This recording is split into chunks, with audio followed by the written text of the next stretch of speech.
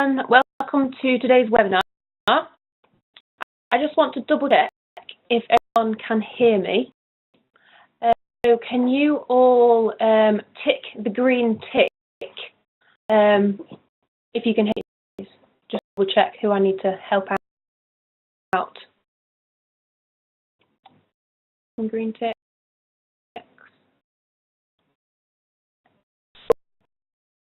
Can you press the red X, please? Okay. Just type it just in case people can hear me.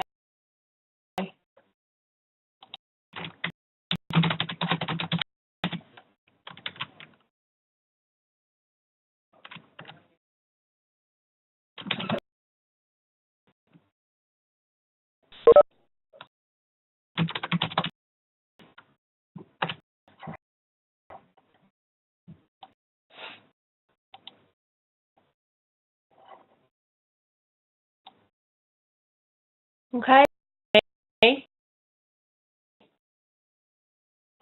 I've still got a minute to see if they respond.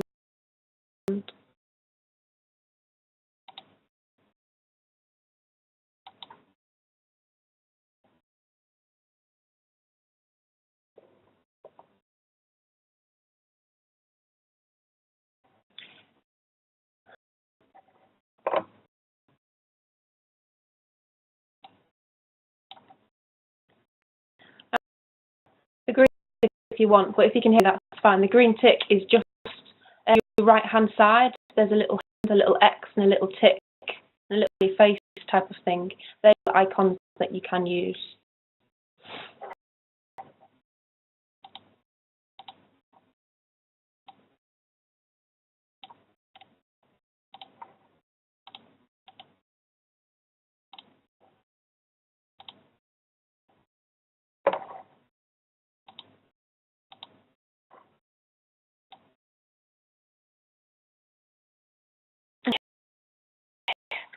But I'll carry on and I'll communicate with those people via the chat if they're still having problems, okay? Welcome to today's webinar. This is the Student Engagement and Partnership webinar. And so Mark has been in contact with you all about the online programme, so thank you for coming along today. We want you to be getting the most out of today's webinar, so if you could, can you please make sure that you have closed down all your programmes and live in the background so nothing is distracting you at all. Switch off your phone and just kind of take part for the next hour. The website, so you will be able to refer back to it in the future, and I will be sending out all the slides that come along with today's webinar, so you can refer back to them as well. It is building on the first module that you should have all completed, online modules.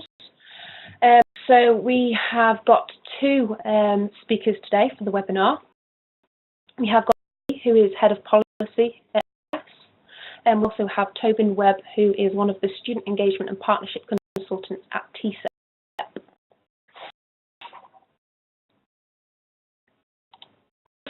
Questions you have at any point, there is a chat box top on your hand side. There's a little bubble, and if you hover over it, it says chat, and you can click in there and any questions you want to say, and we'll pick them up and try and answer them as soon as possible. If it's technical difficulties, there'll be some question and answers during the actual presentations from the speakers, which they may ask you to type something in the box, and we'll have some question time at the end of each presentation. Okay.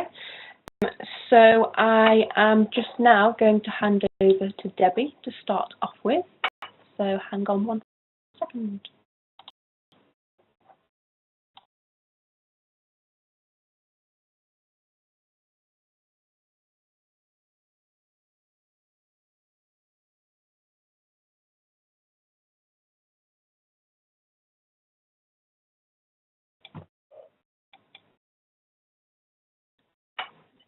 Okay, hi everyone. I am super excited to be talking to you today.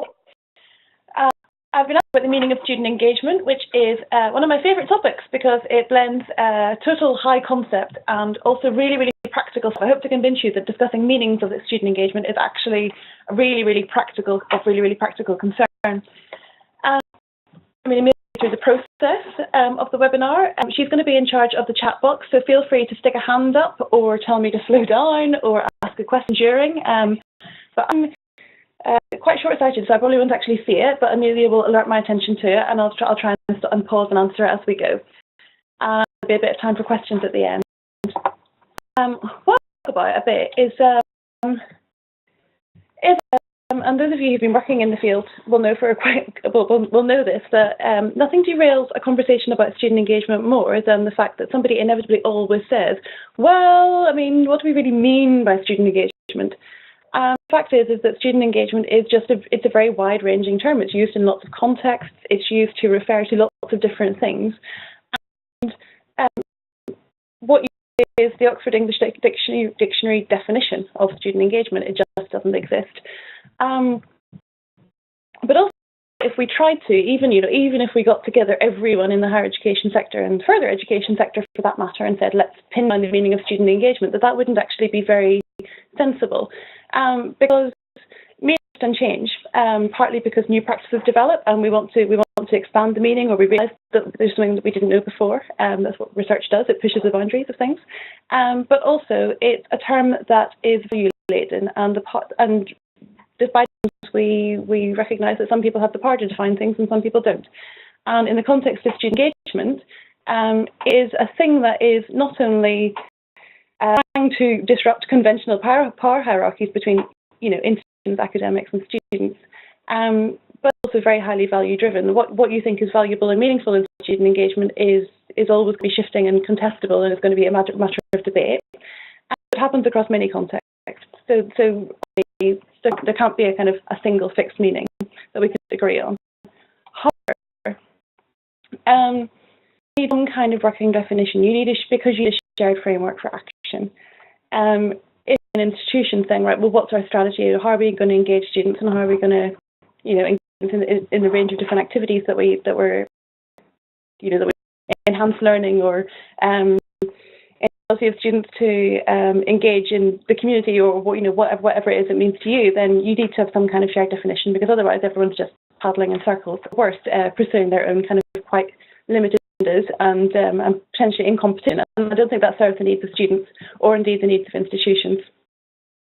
So what I do today is kind of take you through the ways that people have tried to come up with definitions. But without saying that we want to come to a conclusion necessarily, but also that we can't just kind of come up with something that's our own thing and set about doing it, because there's got to be some kind of idea of at least a dialogue and a working definition or sort of medium-term consensus. So what I'll be able to do is give, by looking at the different definitions of student engagement, some kind of framework for action in your own particular context. The weird our format is I get very little feedback, so I'll just assume it makes sense and press on. Question for you is, in the spirit of presenting something that is quite engaging, is there a working definition of student engagement for your institutional context? And I don't necessarily know what it is, but where does it live? Does it live in a strategy? Does it live in the student charter? Does it live in the constitution of the students' union? Like where does this definition fit, or if it exists at all? Pop an answer into the box. I'll sort of pause and in a sort of reflective way while you do that. The chat box for me so that I can actually see what's in it.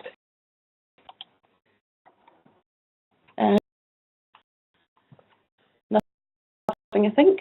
Make sure when you type into the chat box, in the send to box, just make sure you type all participants, so then everyone can see your answer.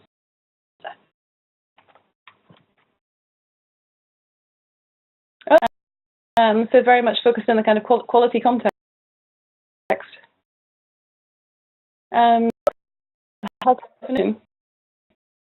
Thinking about different stakeholders having different ways is exactly what I'm talking about. Everyone's pursuing their own agenda, and it's not always very coordinated. That can be a real problem. Policy quality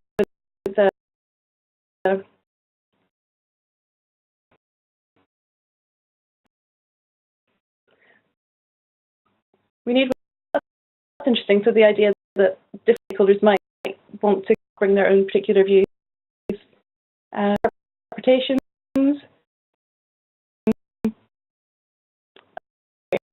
Interesting. So what's quite interesting about your responses is that they're being driven by different drivers. In some cases, the need to kind of set something down that would be meaningful to arrange policy, particularly in the quality context. I can imagine that there's a need to define it in that space. But I think I'll show you that obviously student definition can range beyond the quality context. So there's a kind of question over that. And then there's the alternative where you might have different working definitions in place that represent different areas of practice. That makes sense because of the way institutions are structured around different kind of services and entities. And then there's the case where you kind of recognise that, for example, have a different definition in the student union than in the institution because of the different kind of power relations in that space, and that you might feel that that's important. So I question as to whether there needs to be one single shared definition for everybody. That's probably something that's worth reflecting on. But I think there's really what happens when we have different definitions, or when you situate a definition in one place, and what happens if you don't have any definition at all to your ability to actually do the engagement practice. Some things that I have kind of combed the world of definitions of student engagement for the purposes of this webinar, and this is what I found. And I'll go through them each, and it will be very kind of informative and you know, will have come across before already. I hope not all of them, otherwise this makes it a bit pointless. But there's loads of different work definitions out there. One is, you know, the definition that is used for the purposes of student engagement surveys. And there is the definition that is used when thinking about student retention, which is a bit more encompassing than the sort of survey-driven definition, but still very focused in the academic sphere.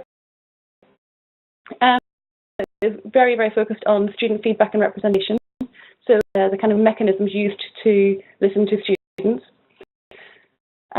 So what Chapter B5 of the Quality Code says, and I recognise that this is clearly a very significant driver for a lot of you. And then there's the world of research, and a number of researchers, including me actually, have tried to create working definitions to try and kind of bring together a sort of more holistic idea of the kind of different ways you can think about student engagement and try and map it across into something that sort of connects with itself.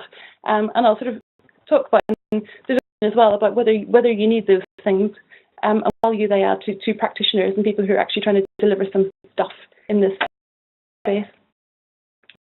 Engagement surveys, it's important to know about really. The National Survey of Student Engagement is the American version, and that is for most of the 2000s, and very influential man called George Koo leading that, although he doesn't do it anymore. He says, and you know, there's a kind of general consensus in the American context that engagement is the term that represents quality of effort and involvement in productive learning activities. So that's about the extent to which students are invested in their own learning and the types of cognitive, behavioural activities to make them more kind of to build their understanding, and those types of things are very closely linked with academic success. In the UK context, we have the UK Engagement Survey, and that's just run its second pilot and just reported on its second pilot. The reference is at the back of my presentation if you want to go and look at that. It's very, very interesting. And it is focusing on that kind of idea about what students know and understand and act on the knowledge that they engage with in their learning. Effort that they invest in educational activities. And again, recognise that that's a really useful proxy for understanding how much students are learning. And so in the survey's context, that is the sole thing being discussed when people talk about student engagement. And just for reference, in case you don't know, this is what the UK Engagement Survey measures. Very, very specifically about individual students, very, very focused in on their learning and on the kinds of mental activities that when they are learning. So things like the level of challenge that the course presents, and the extent to which they're reflecting, integrating their learning or applying it to sort of outside their immediate learning context, or forming questions or engaging with research, all of these kind of very specific cognitive activities. And a very strong interest in the amount of time and effort that students put into their activities. These surveys will ask students to report time that they spent preparing for stars or something like that. And actually themselves said that they find this quite a exercise to complete a survey of this kind because it makes them reflect on their learning and their experience in a different way. Very specific, very narrow version of student engagement. And I'm sure you'll all be very familiar with the What Works report. The idea of engagement is sort of mobilised to think about the ways that students in the academic sphere, the extent to which they participate in a learning community, is to do with the interaction they have with other students, with academics, and that they develop knowledge and confidence as learning in higher education, and the extent to which they feel their course is actually relevant to their future aspirations. Again, it sort of encompasses that idea of engagement with learning, but it's much more kind of holistic. It's kind of coming from a community perspective, and the idea that it's being part of a learning community is important as the cognitive and effort forms of engagement we have with knowledge, and it brings expands the definition to some extent. Like the Cherry report, which was produced for HEFSCE in 2009, and I suppose was the report that started it all. This whole sort of focus on student engagement. It was heavily focused on student feedback, so responding to surveys and to representation systems. And some interesting stuff, like for example, that the assessment of the Students' Union and the assessment of institutional representatives on the effectiveness of those processes and practices was quite often quite different. So students would say, no, we don't think the rep system's going very well, whereas academics would say, oh, we think it's fine. So there's really sort of interesting conversations to be had off the back of that. But again, very focused on a very specific form of student engagement, which is student voice. It's the NUS toolkit engagement, which we published in 2011, was fully focused on student voice. It was talking about how can you iteratively, how can you engage students in giving feedback on their experience. You know, so talk about student engagement these days. We're just talking about a bigger set of things really than feedback and representation. I'm sure that this will be covered a lot in other webinars that you and in other in other contexts as well. So I know you're very familiar with it, so I won't belabor this point. But just to say that the quality of student engagement as the students as partners in the assurance enhancement of their educational experience. Again, focused on processes. The indicators in the code don't necessarily are quite ranging, and they do sort of suggest that there's a kind of wider basis of student engagement they're talking about. But again, it's not. Move on to researchers, and this is where it gets quite interesting, because one of the things that researchers have been trying to do is be critical about the different ways that about the fact that engagement has many definitions and many meanings. And the intent there, I suppose, is to kind of recognise that this is about kind of competing, often power dynamics, often people who are just different genders, and sometimes quite benign, but just that there is competent network here about who gets to define student engagement. And Vicky Trowler, who produced a review for the Higher Education Academy in 2010, kind of, I guess, you might say played it quite safe in that she kind of just took this very, very wide-ranging definition and quite enhancement focused.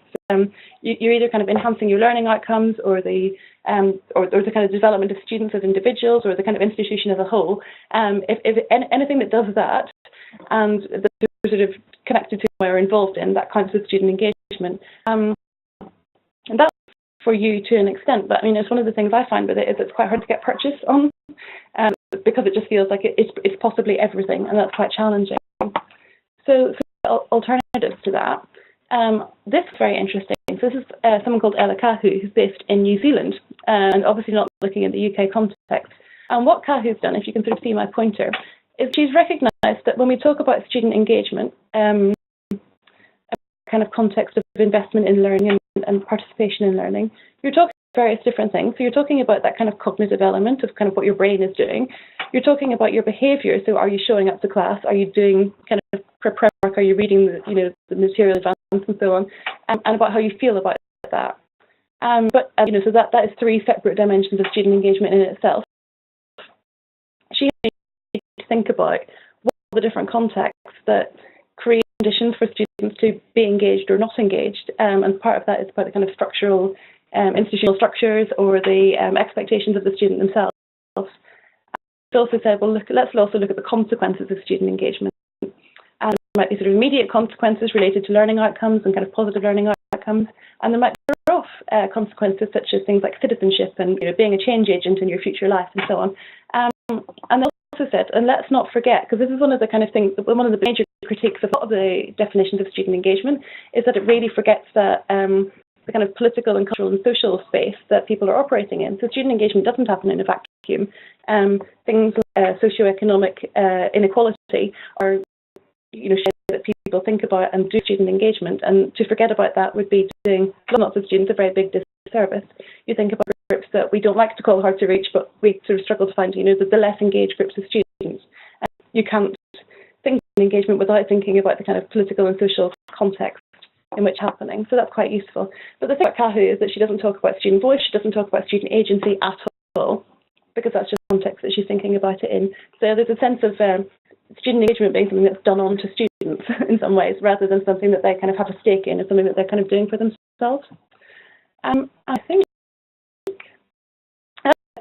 approach, which is another really interesting, to try to bring things together in a way that avoids defining, but sets some kind of idea of shared principles and interesting spheres of activity.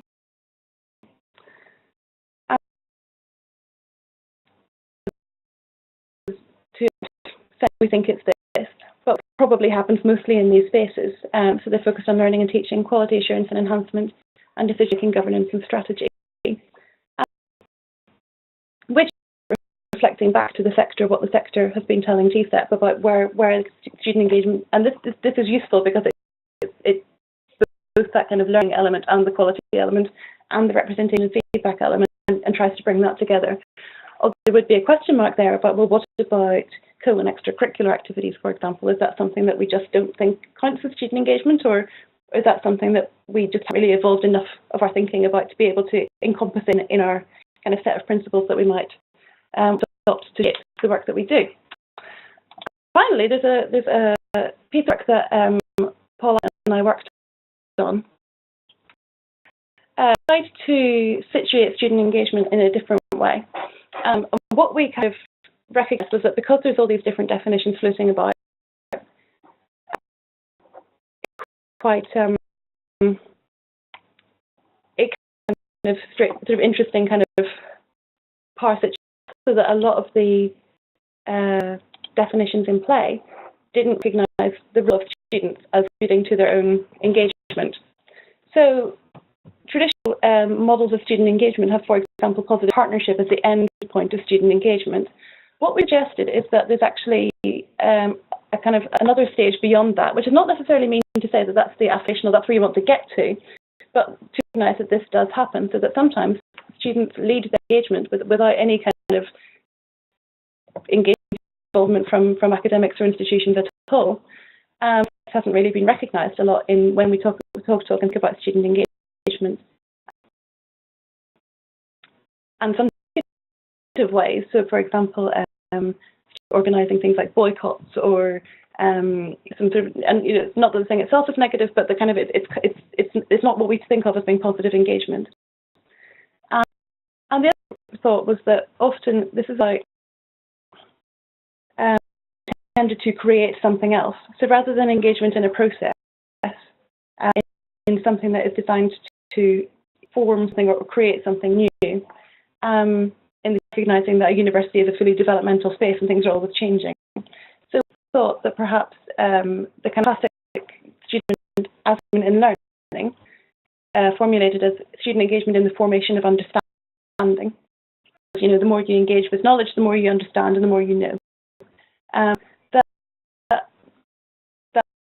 engagement with curricula, you can also, sort of say, well, the kind of the set body of learning that is expected of anyone to master on a course, but also the way the course is delivered and the way the course is assured and the validation processes and all that kind of architecture that enables that knowledge to be kind of codified and rendered meaningful in a university.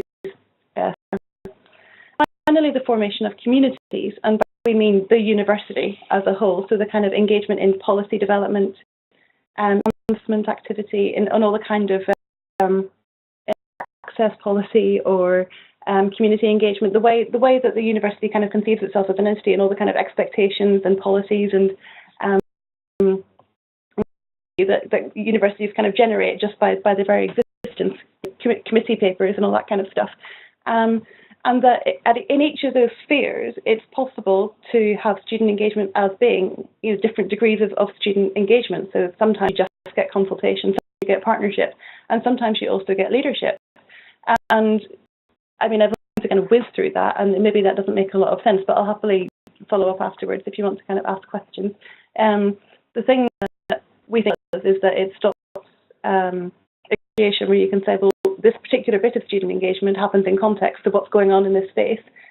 Is this really partnership? Is it consultation? Is this about curriculum funding and so on? And you can kind of thus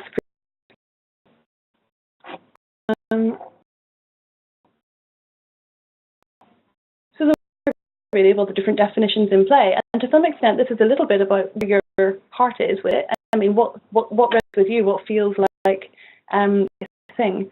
Do you like you would like it is better to focus on one area, so like, you know, for example, student and student voice, or is it better to try and kind of bring these things together and take more of a kind of systems approach that brings, you know, tries to be holistic and think of all the different ways that students might engage?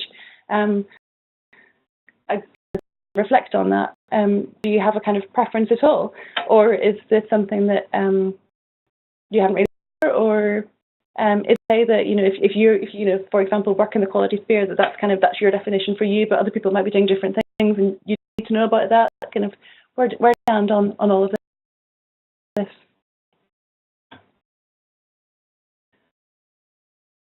I mentioned systems theory, which is fascinating because this is exactly what I was thinking perhaps was missing. In that, actually, a lot of the way the student engagement happens in practice is very project focused, and people talk about specific models of student engagement or specific areas, but actually, of course, an institution might have multiple different types of student engagement going. In a lot of cases, they'll be kind of talking to each other, influencing each other, and I'm not convinced that we actually understand a lot. I think that's a very useful insight.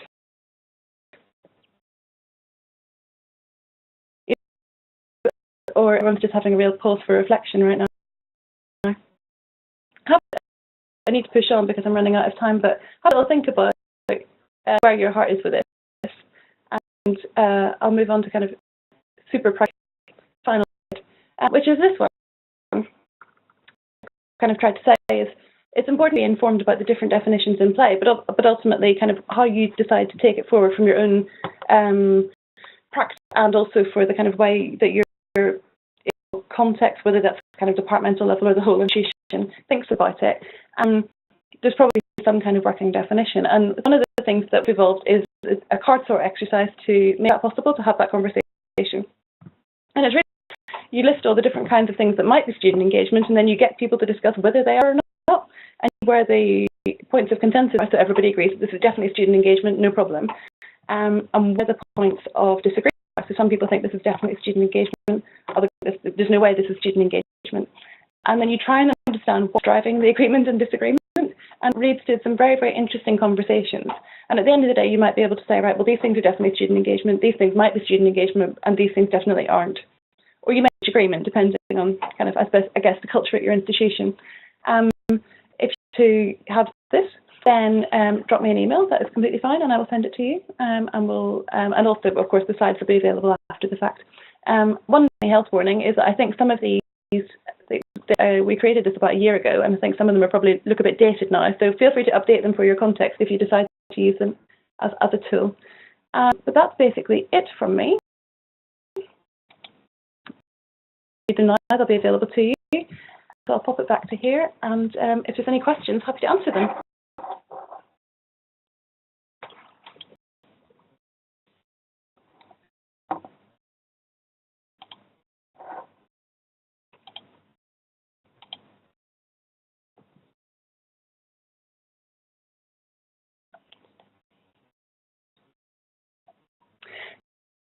Idea that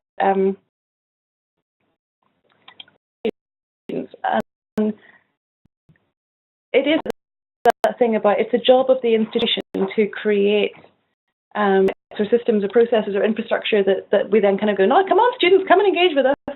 And that's sort of legitimate up to a point. But then I think about things like academic societies, and I go, or the way that, I mean, you know, particularly, I imagine I was an extremely engaged student in knowledge, so I did things like I would set up reading groups, talk a lot with my friends about philosophy and English literature, which was my subject, and so it was all kind of coming from me. That wasn't coming from the institution. So I wonder those things, or really understand what to students to adopt some of those behaviours.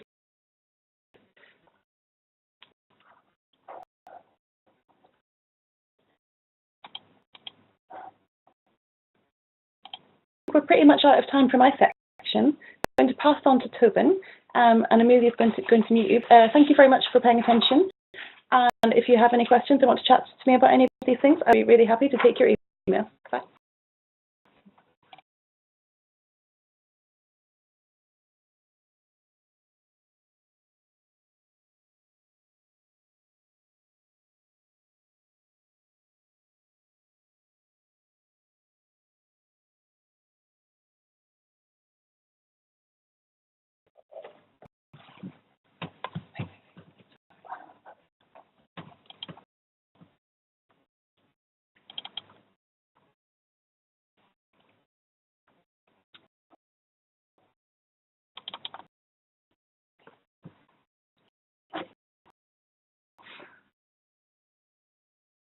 Can hear and or see me, or well, preferably hear me anyway. I'm now building on some of the themes of the last presentation, looking in detail at the TSEP approach, which was identified in the presentation, called the Principles of Student Engagement.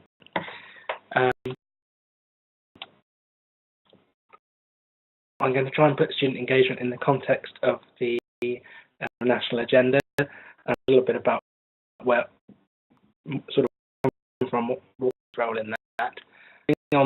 Also building on Debbie's theme of the challenge of defining student engagement and talking about why we haven't and rather created the principles, about how we arrived to them, starting to think a bit about how they might be useful to you. And where we might be going next with them. And I've tried to build in a little bit of reflection and some questions as we go along. So do be ready with the chat box open to respond as we get to those bits of the session. So student pay, on student engagement, in particular in learning, and as I mentioned earlier, focus on sort of representation, feedback, student voice, around structures and processes. Student practices are not new, but student engagement as a policy priority is relatively recent. Part of that is about moving beyond systems and instead describing concepts. So looking at the various potentials. So in the UK, there's a lot of work that's been carried out. We're in a point in the last few years where hopefully that's moving to a new and interesting place. Part of that being the action of TSEP. We've come out of it sort of came out of this and I think a good starting place is this statement here, which tries to sum up what TSEP is for, along the bottom of the funds, in particular the Higher Education Funding Council. So just looking at that statement, TSEP promotes student engagement activity in higher education sector in England. We resource for practitioners and institutions and coordinate the sharing of knowledge and practice relating to student engagement at a national level. In US UK with funding from HEFCE, QAA, Guild, HE and AC. Moving national agenda in interestingly, one of the first challenges of TSEP as an organisation appearing was to investigate ourselves where we were going to position ourselves in terms of engagement. So we're looking at that statement about what TSEP is. We think, well, hang on a minute, what is the student engagement? If TSEP has been created to look at student engagement, what does that actually mean? What do we see the sector wants us to do? What are the challenges that we need to support students to overcome? Who do we need to support? What is student engagement practice now? And a very difficult question sometimes of engagement is actually a good thing, and what are the outcomes, motivations and purposes of it. So we on a sort of field immediately, and it's one in which language is used, that many sort of contested meanings and different contexts, a few different if you look across sort of things that are written about student engagement, you'll come across all of these different words here, being the sort of multi-personality of the student, students as consumers, consultants, partners, stakeholders, agents, producers, researchers, members, and many more besides. And the more you have conversations in the sector using this language, and the more that you read that use this language, you'll find that while the same words might be being used, different meanings might be being attributed to them.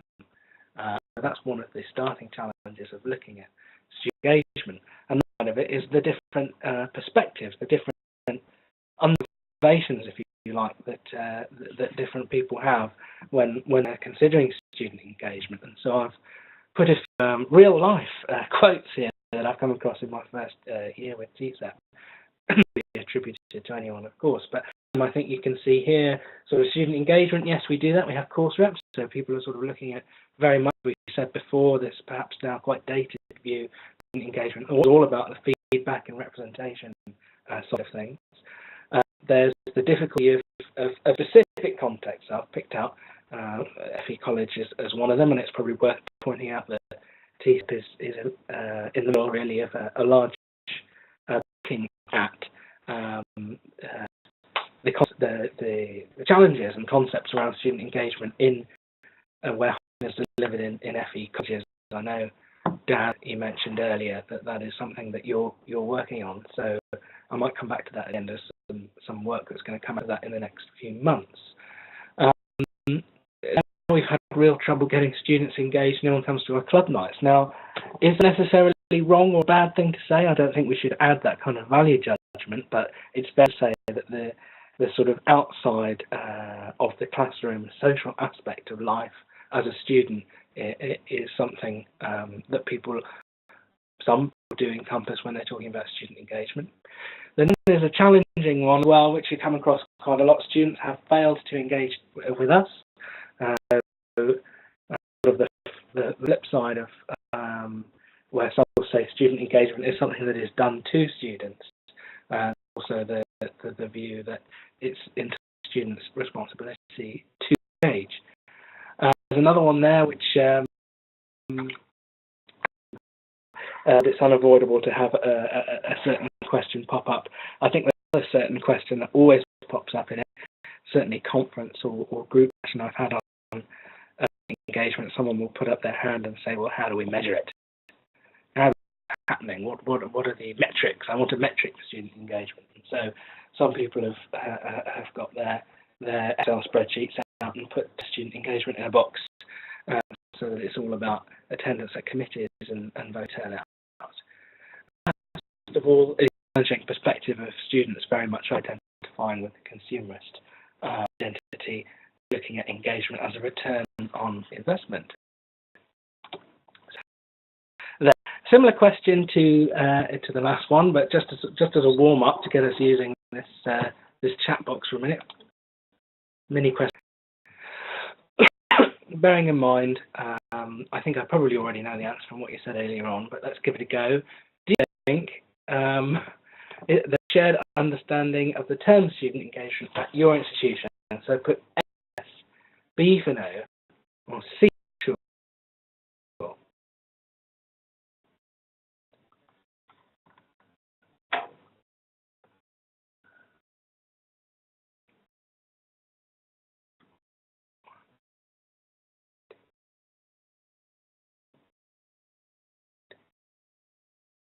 3. Victoria.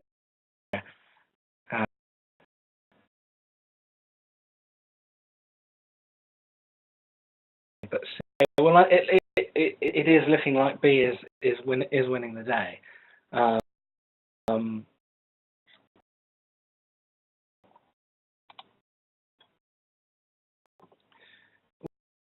Where there's different perspectives, there's different meanings of same use of language. There's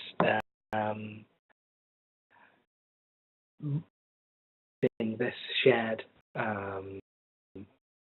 perspective when it comes to student engagement. Some of it's worth mentioning that engagement is a term that is used in regularly conceptual, academic, practical, and strategic contexts. So where student engagement is coming from, the context in which it's being discussed, it's difficult. In particular, when people are looking through a regulatory a lens, if you like, it upwards into the way you look at different organisations as well. So currently, student engagement and partnership is being looked at through these different lenses, and there are different networks and national bodies that are supporting or promoting these different approaches, or who are not, whilst also a wider issue. And so that's sort of coming back again to the reason I think why TSET appeared, to try and pull these lenses together, if you like, or at least help other people too.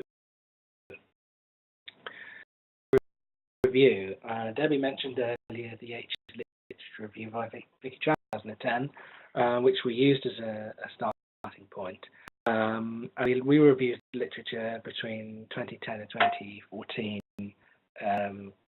excluding English higher education, actually. So it wasn't as international as the Trowler piece. Just trying to update the context of that went. And there's another from that literature review there, which I think still holds true. Many others, conference papers and chapters on student engagement do not contain an explicit definition of engagement, making the erroneous assumption that their understanding is a shared and useful one. To create that shared universal definition of student engagement, we've tried to draw out the dimensions that constitute and the principles which underpin it. I'll come on to the next bit.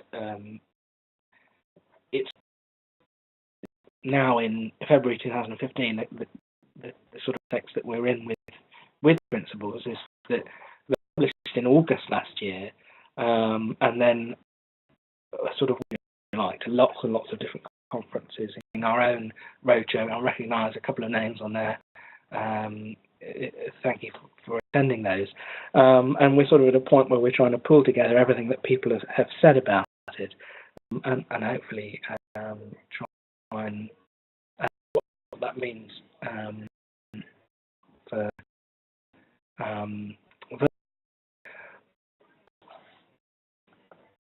but what the document is that whilst we're looking at all of these different sort of activities as to what constitutes student engagement, that the context in which these activities occur is provided as a community. And so with a community, there will be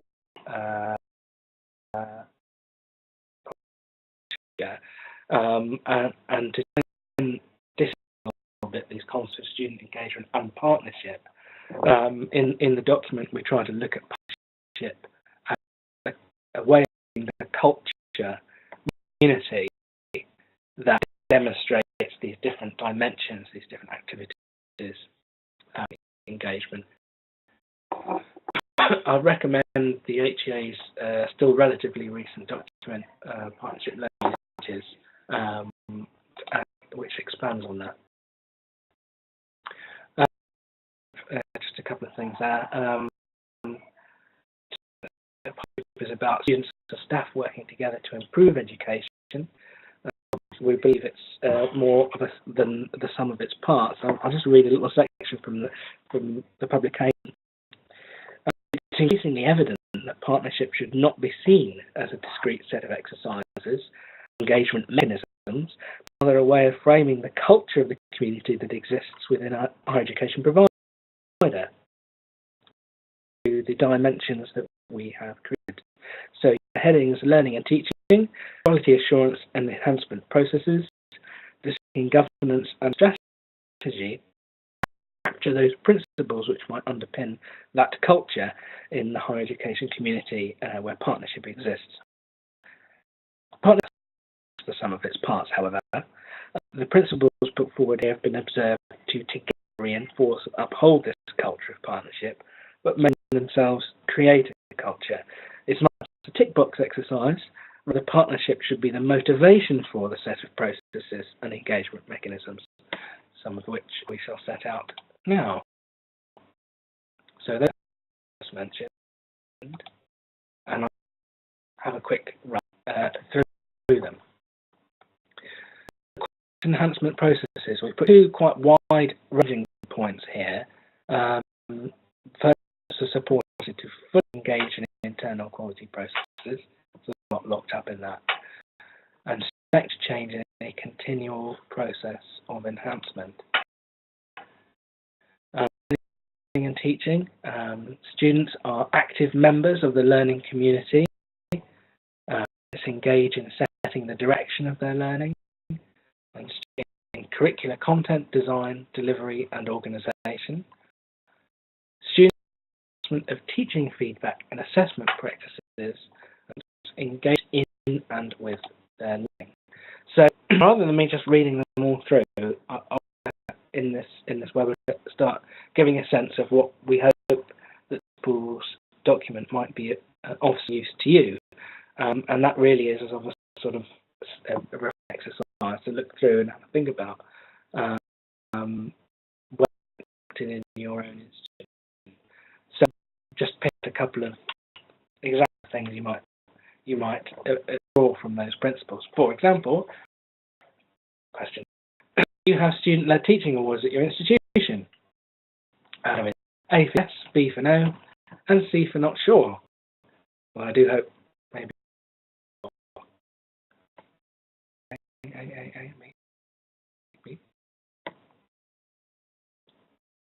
a spread there of different.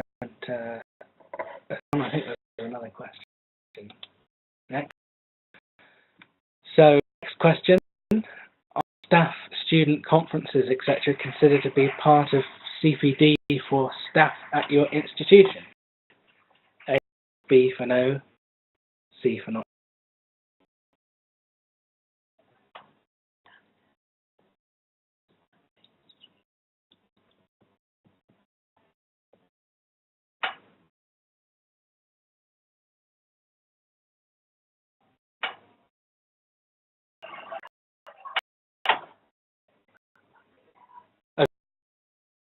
Different range of things going on. Slide was about to happen to me. I think there was a rogue slide. We've already gone through these two, but you know, we all love quality assurance, so let's go over that again. Which was students are supported to fully engage in internal quality processes and affecting change and continual enhancement. So there's David Dimbleby's next question. Are supported to fully engage in committee structures at my institution? A, B for disagree, C for not sure.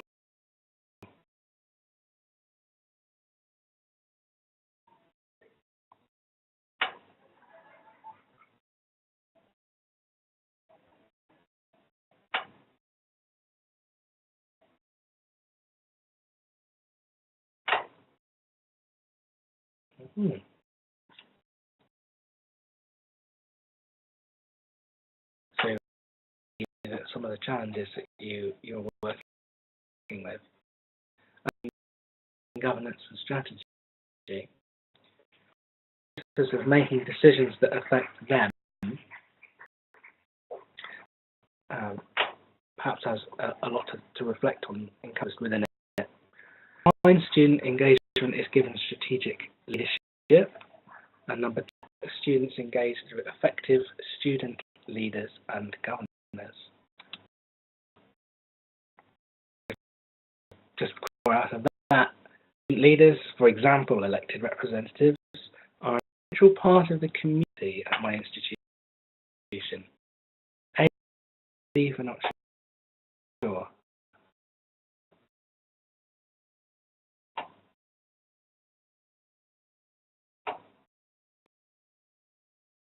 Yep.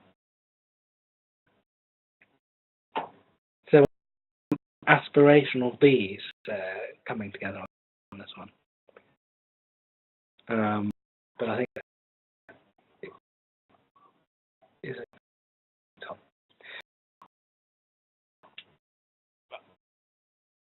By means of starting to think about how you might this document, which I should have said at the start, but I'll say now and again at the end, is available at tsep.org.uk to download and have a read of. To think about perhaps getting some key people together and reflecting on whether are in practice at your institution and think about what that means and why, and whether that some work arises from that. Before we open out to any wider questions, and so the list here, as before, there is the wider context of probably inverted commas hard to reach student groups, which a key which is about addressing power imbalances between staff and students in institutions and unions. I think cross-cutting is a challenge. Approaching student engagement models across diverse contexts. So we've already given the example of, indeed in your answers there, of how central policies are or are not spun out to partners or perhaps different campuses. Understanding and influencing institutions can be very challenging. Industry practice and working with auditors, in particular, is a challenge policy level. The medical school, that there's some good stuff by the BMA on student engagement. Need for a more high quality local and national training. Insight on supporting student governors associated with low resource availability. I'm sure many of you will identify with that.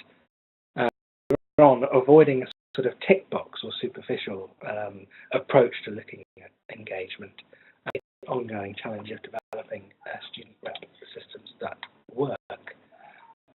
Closing the back loop, so ensuring students understand the effect of their engagement, deeper understanding of the nature and purpose of student engagement across the sector. How to be supported to develop engagement practices as they transition from one context to another is quite an interesting challenge that we found is quite context linked. Sorry to come back, but it's a project I'm working on in college. Quite a distinct difference between those students who come up through the actual FE college itself, change an HE context than from other places. Developing engaging teaching practice, supporting students to engage in committees. Challenges, and we've been capturing them as part of our national conversation exercise. And steps are to take some of the things that we've learnt from that and to try and adapt them together into something you can use in your own context to reflect on the practice where you are. But as it stands, I think the set of principles are a good starting point to use right now to start conversations in whether it's in the student union or across people or more.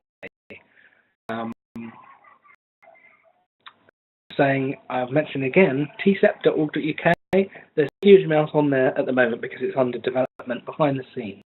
They're on there, but sort of watch space as a revamped website will be launched in the coming months. So for any questions, if anyone has them, or comments to the chat box. But I think that's the end. Thank you.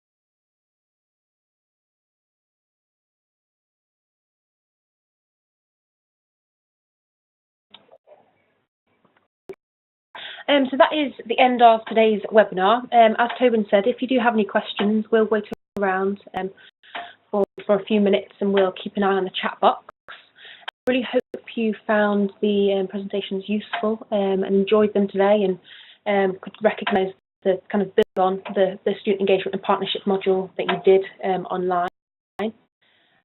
All tuning in today, I hope it was all okay with the technical difficulties and things like that. We'll see you all again on Thursday, because we have another discussion which will be a bit more kind of interactive with one another. I'll send you an email today as well with all the slides and resources that both Dave and Tobin talked about. So as I said, thank you for coming along today. We will stay in the chat box if you have anything to ask. Thank you.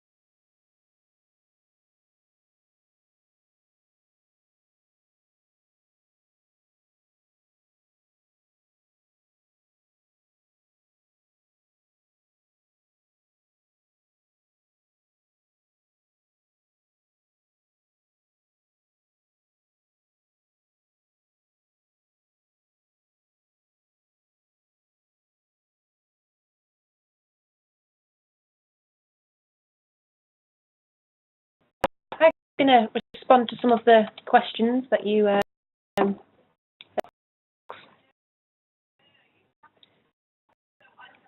question about hard to reach. I mean, it's apparent, but certainly what works student attention is fantastic because it's very focused on specific groups of students, and it focuses all the way to learning journey. So you've got things like personal tutors, specific programs for disabled students, lots of really interesting practice, and it's all evidence-based as well, so that's a really, really good starting point if you're not familiar with it already. And I mean, it depends on which group you're talking about as well, but something like the Never Too Late to Learn report that was produced by NUS A Million Plus in 2012 is, goes into some depth into the experience of mature students, for example. So there's a few different options there. Yeah, it really kind of does depend on which particular groups that you're. And get points. Phil, what you're saying there, but to say around whose strategy and to be identified with the institution as strategic leaders, policy, whether that's the Provost Chancellor for Teaching and Learning, a wider committee, or this is done. And I think the important thing is not about actions, but how it's produced. And try and, if you are now, you're working with the university, I think what is that when the strategy policy is either produced or reviewed, that process is made in such a way that there is, if you go back to the principles, it's about that students are actively engaged in making decisions that affect them. And it is, although a perhaps obvious point to make, it is surprisingly common that you create stress all about the students and no student has really actually been involved in the process. That's the way you share ownership. See, Gail, your question about the HE and FE work, the aspirational answer is May. I don't know if there's any spaces left, but the Association of Colleges has HE and FE conference on the 4th of March, which will be present at the delegates. But our wider work is aiming to be produced in terms of references on the project and hopefully a sort of tool that people can use in that context by May, by the summer term.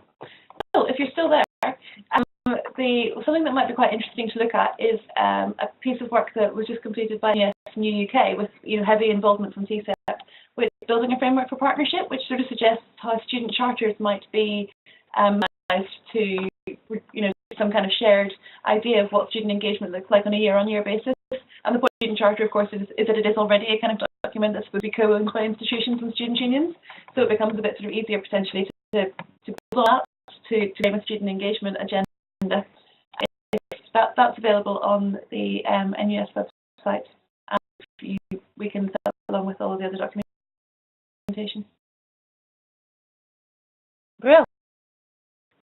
The question now. I will hang on a few minutes more, but again, thank you for coming along today.